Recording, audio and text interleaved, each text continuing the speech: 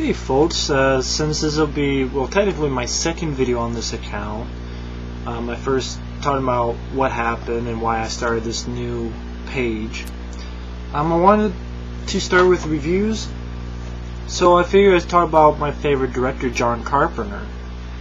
And, you know, there's certain things I'll skip over because I want to link them together, like Halloween. I want to link all the Halloweens together. Dark Star, I haven't seen that one. I know that was sort of a student film. He had worked on with Dan O'Bannon, who wrote Alien, at least the first script of Alien, directed Return of the Living Dead. I haven't seen that one. But figure start off with a classic, John Carpenter's Assault on Precinct 13 from 1976. A film that bombed when it came out, and it was a bunch of bullshit that bombed because, to me, this is a badass, grade A fucking action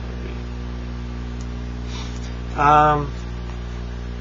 Long story short, it's basically you have this cop who he goes to this. That's not actually Precinct 13. It's like Division. It's like Precinct 9 Division 13. So I don't know. They goofed up on the title. Oh well, though. But you have this guy. I think it's Austin Stoker is his name.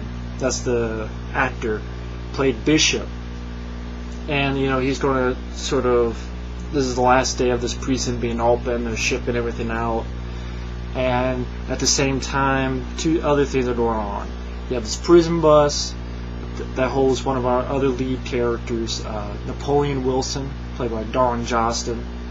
They're moving, and there's one of the prisoners sort of fakes that he's sick. It's like, oh shit, we gotta get him help. And so they go to a nearby precinct to get the prisoners in there. And at the same time, the third story where you have this gang, almost faceless people. I mean, you see their faces, but you don't know their names. They don't really talk. And they go around, they have their sniper rifles, and one thing leads to another. They shoot a little girl, wanting ice cream. That infamous shot, boom, with a silencer right into the girl, boom. Shocking scene for back in the 70s. The dad sees this, chases after him, kills the lead guy, gets into the police station, and now it's this almost unending amount of an army just wandering in this fucking precinct, and Bishop, the cop, has to get help from the prisoner, Napoleon Wilson, as you know, some of those guards that were in the prison must get killed, and basically it's the cop, the prisoner, and like a few other people, just this unending just rage of people just going on this fucking precinct. And that's the gist of the story. And I know, I think, like, John Carpenter's a fan of westerns, so this is sort of like his version of a remake of Rio Bravo, which I haven't seen, but this, to me, I don't find too many things wrong with it. It's a kick-ass movie. Why? First half has a great score that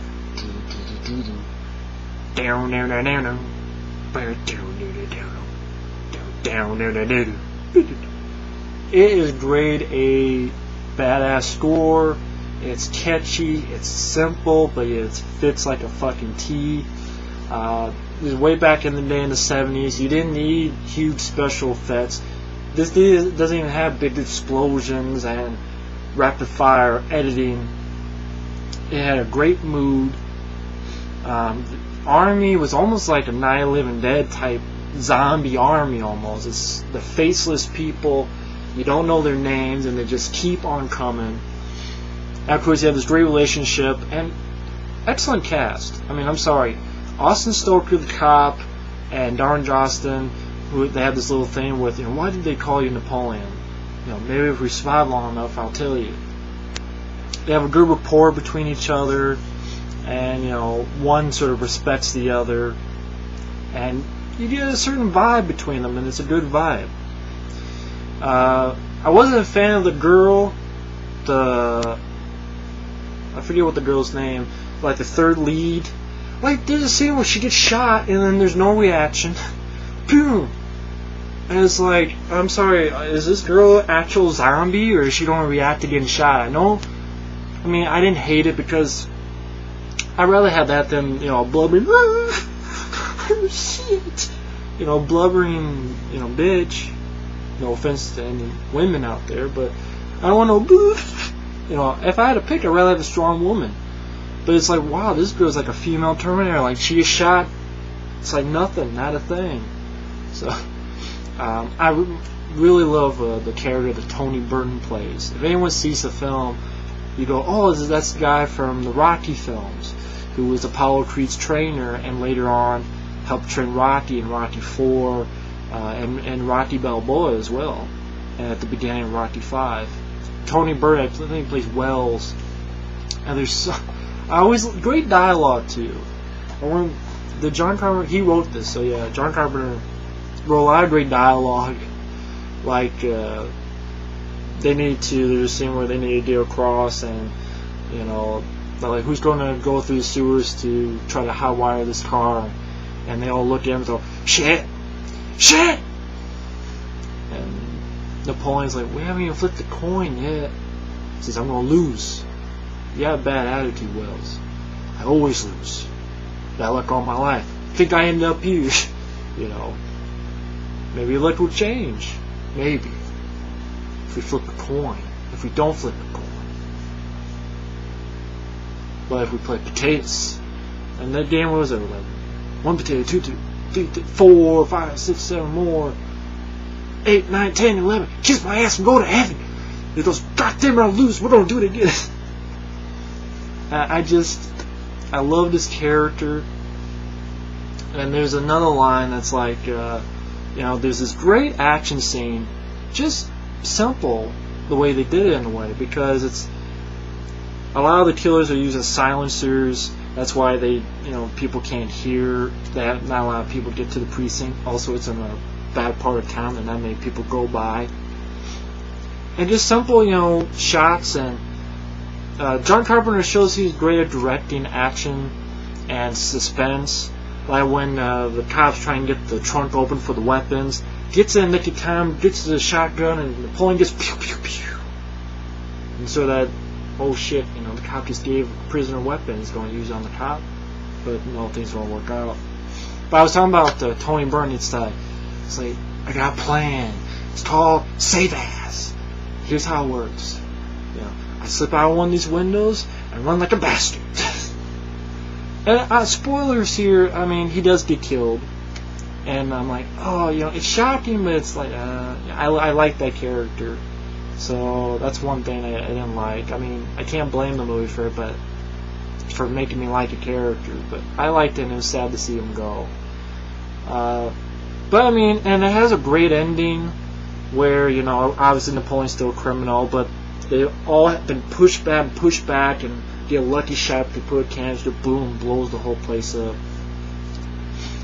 And just the two sort of walking side by side as equals with that music, and then they're walking up the stairs and fade to black, and I think the song Precinct 13 is like in red letters, and it's a classic movie. I mean, I can't find much wrong with it. It had balls, shooting a little girl. I think actually they wanted to give it an X rating. So John Carpenter, they basically said, well, just edit the scene as if you did cut it out. Show it to the MPAA. They said okay, and then just release the shit you want anyway. So they made a little ruse about it. I like it. But yeah, I mean, ballsy, made you hate the bad guys more.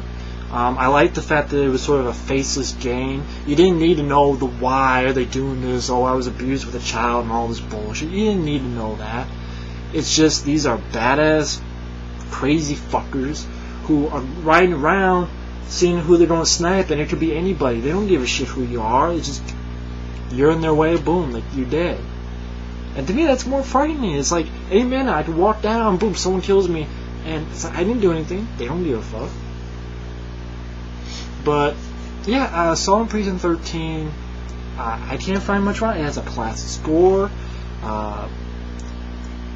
It's not long at all, 91 minutes. scenes that made you laugh with humor, that fit the characters. Great characters. You know, the lead guy, Bishop, played by Austin Stoker, you rooted for him.